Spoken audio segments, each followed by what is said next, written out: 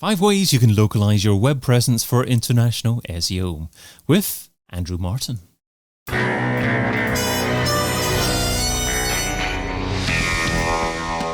In Search SEO podcast is brought to you by Similarweb, helping you build better SEO strategies with digital intelligence, insights, and data.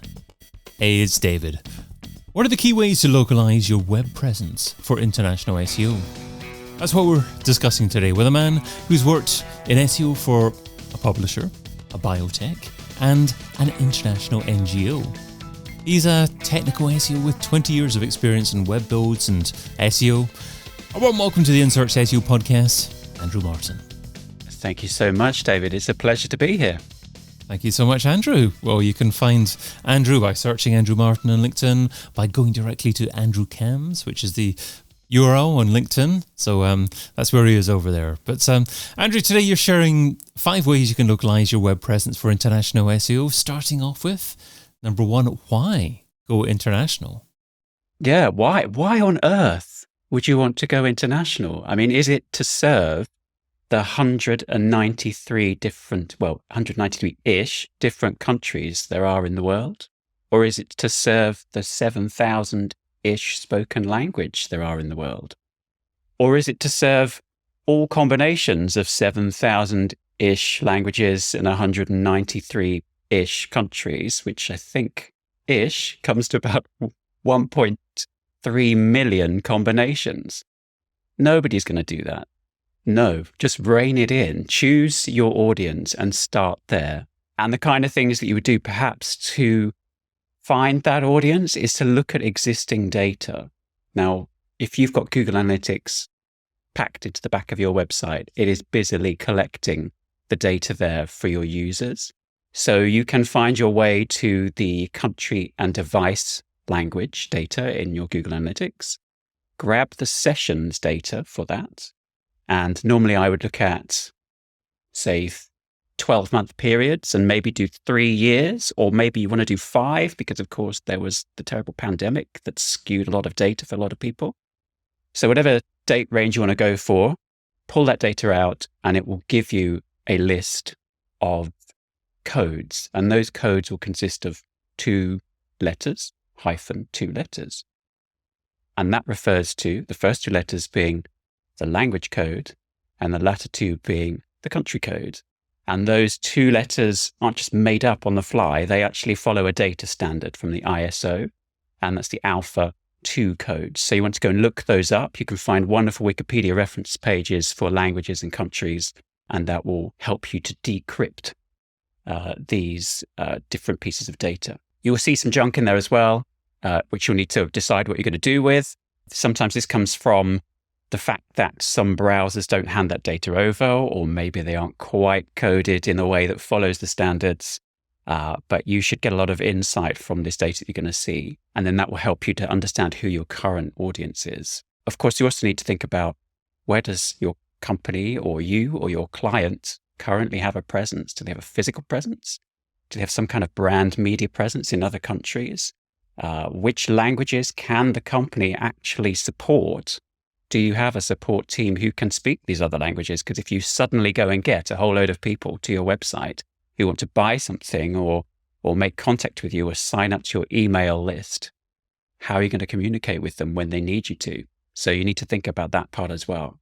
And of course, there are geopolitical issues as well, like wars, trade embargoes, shipping, importing and stuff that you also need to take into consideration. I've heard lots of companies, people in companies say, let's roll this out globally. And it always makes me cringe inside just a little bit, because my brain is shouting, no, go local globally. And you need to take that approach with maybe 1 or just a small number of languages and locations, and then roll it out and learn each time so you can move on to the next one. It allows you that time to see how that language is adopted or how that language is used by the search engines and how well it's going to work. I love that phrase, go local globally. That certainly tells you to get a local content writer, get someone that understands the local clients that you're intending to target in that particular country and really understand that local market as well. Your 193 countries rang a bell. But 7,000 languages blew me away a little bit. Are you saying that Google actually understands 7,000 languages, or can pinpoint which language it is out of 7,000? No, I'm definitely not saying that Google can understand those. But if you look up to see how many languages there are known, I think it's something like 7,100. But every time you look at a different, what seems to be credible source for this, it's different. I've seen figures that are in the 8,000s. I've seen some that are in the 5,000s. It's just that language is so fluid and evolving.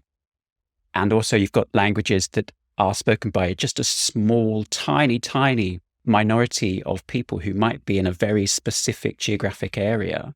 And also you've got languages that are maybe no longer spoken or not known to be spoken.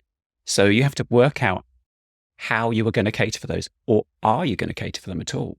And it's okay not to provide. And your second way to localize your web presence for international SEO is keyword research in languages you don't know. Yeah, so you definitely need to keyword research. All roads lead back to keyword research. Any SEO knows this. So you need to understand how to keyword research in languages that you don't know.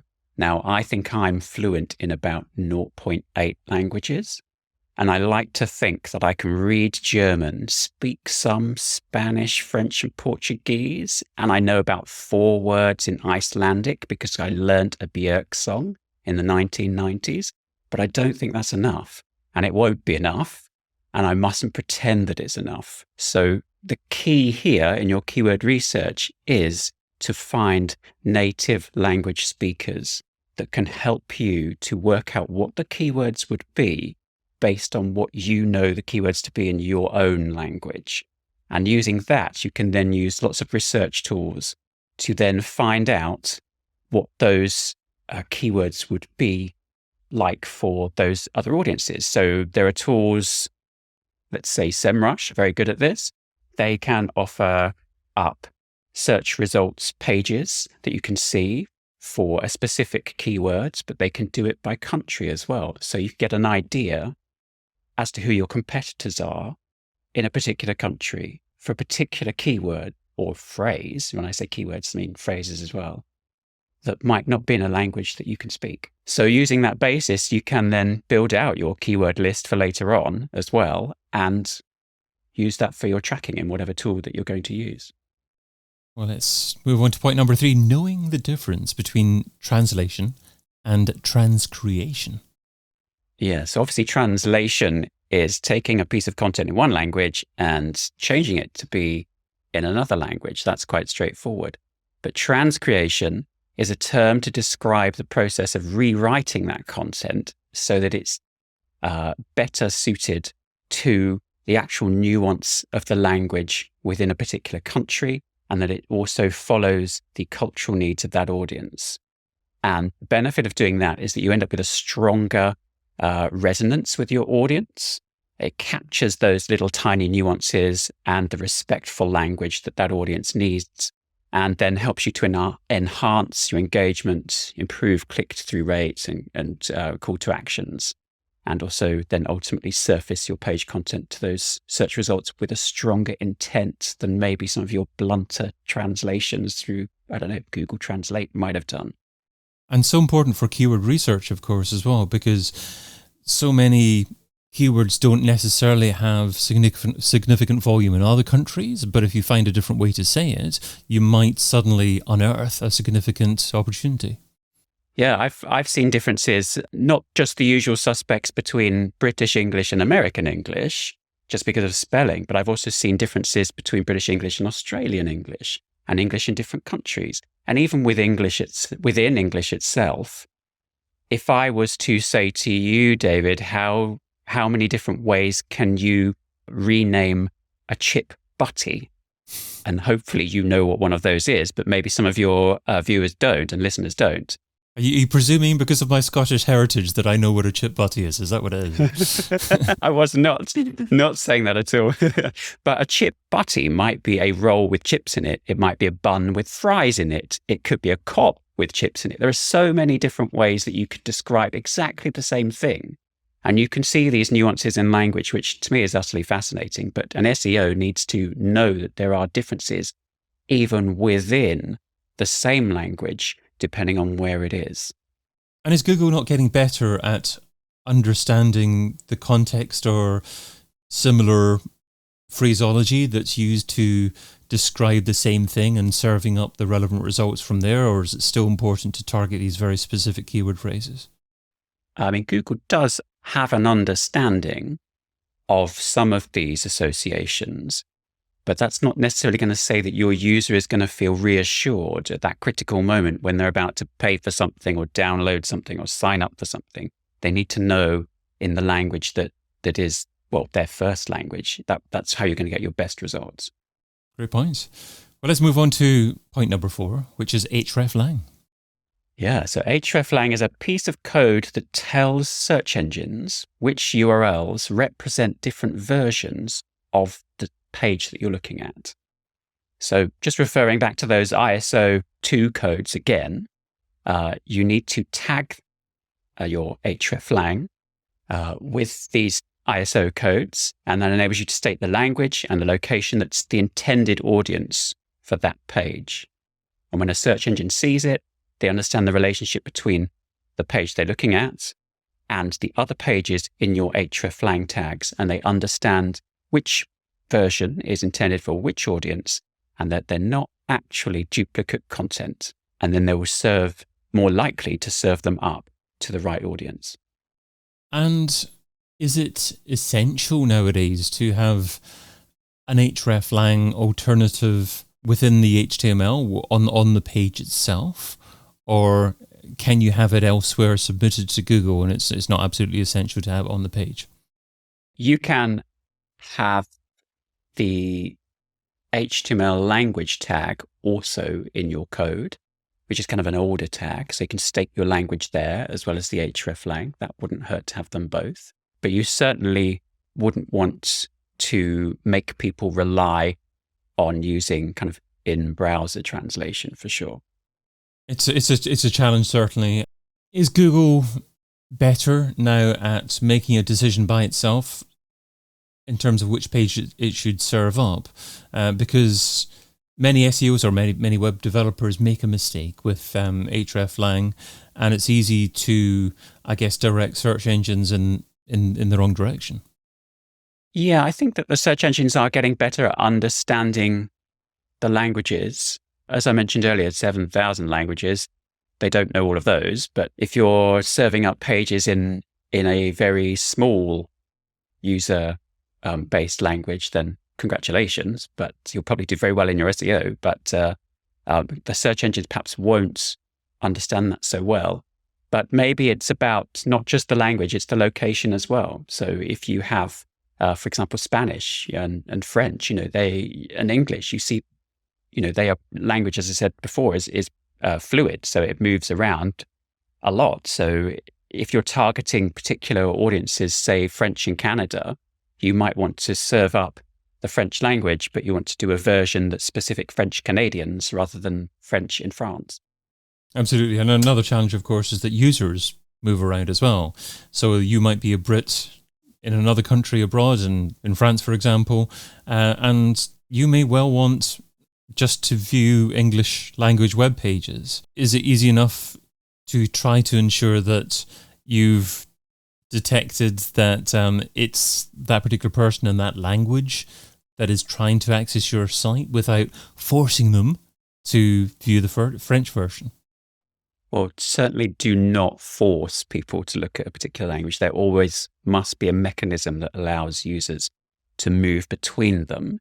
But also in your hreflang tag, when you are stating these are the different versions, here's my English version for France, here's my French for France, here's my Danish for Wales. No, well, maybe not Wales, but the different combinations you've got. If there's one that you cannot cater for, or you don't want to cater for, or you haven't put in your list, then you include a default as well. So it's the X default tag, and that means the search engines look at your little list in your hreflangs, and they think, oh, this one's missing. I've got some people who might want to look at this. So they look at your default and they serve that one instead.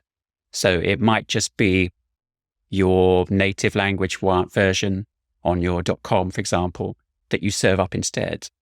And that will be, you'll be able to see in the analytics later on, am I seeing that French is increasing? Am I seeing Portuguese is increasing? Do I need to cater for that audience later on? Let's move on to your point number 5, which is knowing the special rules in China. Yeah, China is an interesting challenge for SEOs because it can be so wildly different. And I don't speak simplified Chinese, so that adds a level of complexity because a lot of the tools that you need to be able to do your SEO are all in simplified Chinese. And to some degree, you need to be in China to be able to actually access them, or have some maybe proxy technology unofficially to be able to access them. So Baidu is the leading search engine in China with about kind of 55 or 60% of the market share. Although we're starting to see search engines like Bing and Sogu increasing on that. Now, Baidu has some very different technical requirements, as well as business registration requirements, which can be quite a challenge as well. So some of the Baidu differences are that the hreflang tags are mostly ignored.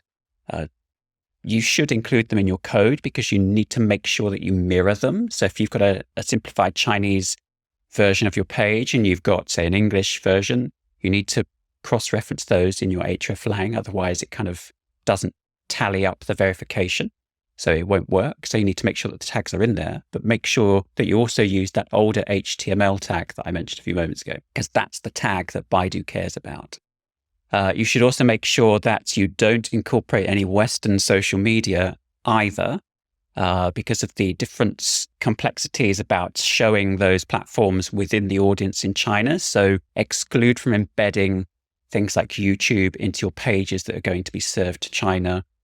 Exclude things that are generally in iframes as well. Baidu doesn't particularly like those. And also, if you're wanting to hide something from the Baidu search engine, which is a legitimate thing you need to do from time to time, the no index tags that work for all the other search engines don't work for Baidu.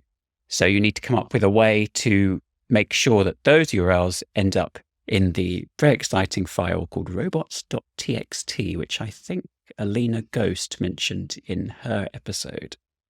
And that means that you can disallow the access from Baidu to those pages, and then Baidu will eventually drop those pages, or it will stay away from them.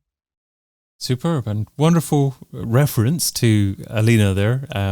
That's the sign of someone that's hosted quite a few podcasts as well, that knows how to refer the listener to different resources. But there was one other thing that you mentioned there that I'd like to just follow up on as well, that I hadn't really thought of before, and that's the use of international social media on sites that you have hopefully submitted and want to rank on search engines like Baidu.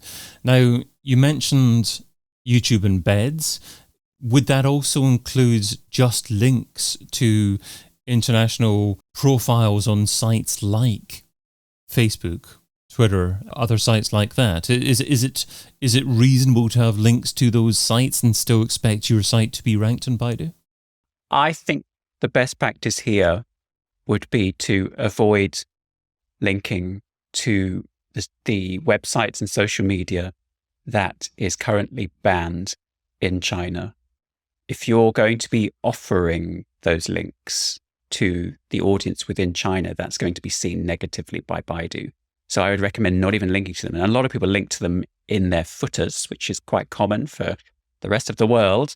But I would try and have a way where you can have a different footer on your site for .cn. And it might be that you want to actually have a .cn version of your website that you solely serve to the audience within China. And that's a very strong signal to have a .cn for that audience. And it would mean that you might need to host it in China or very close to China and push it through via a content delivery network.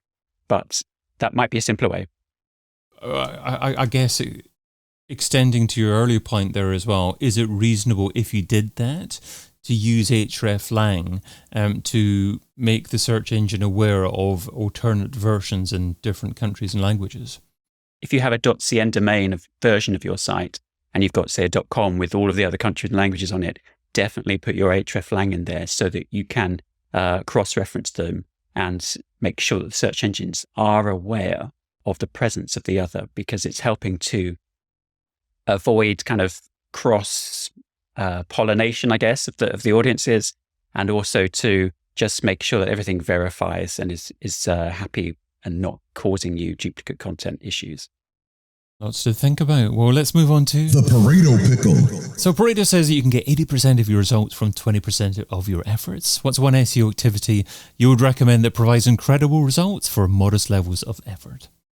Well, I love a pickle. And so my advice has probably better odds. And I think that it can also be used far beyond SEO if there is such a place. And that advice is fail fast. Failure is vastly underrated, and I would encourage everyone to do it. Not all the time, obviously, because that would probably get you out of a job, but do it fast. I mean, make sure that you've identified what success looks like, so that then you know what failure looks like. And then, having failed fast, you have spent your 20% effort trying to do this thing. It didn't work. And the failure is then worth 80% because you can then learn from it and then tweak your approach, try again. Maybe you'll fail again, but you've put another 20% of effort in. And if you've got these small amounts of effort that you're putting in and you fail a few times, then you've only spent a few bits of small efforts to achieve that. If you've put 80% of your effort in and then you fail at the end of it, you might feel like you want to give up or you don't want to do it anymore. So my advice, fail fast. But hopefully fail fast on your own site as opposed to client sites. Exactly, yes. I've been your host, David Bain. You can find Andrew Martin over on LinkedIn. Andrew, thanks so much for being on the In Search SEO podcast. You're welcome. And thank you for listening. Check out all the previous episodes and sign up for a free trial of the Similarweb platform over at similarweb.com.